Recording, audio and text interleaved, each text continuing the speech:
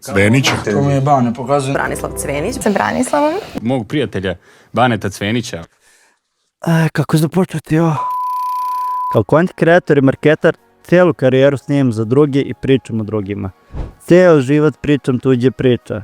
Pojavljivanje i editovanje videa, podcasti, pisanje članaka, intervjui. Uvijek su neka pravila i ograničenja. Pa, vreme je da ispričam svoju priču. Bez pravila, bez ograničenja, bez granica. Branislave, dobrodošli. Bolje vas nešto. And remember what Avicii said. He said one day you leave this world behind, so live a life you will remember.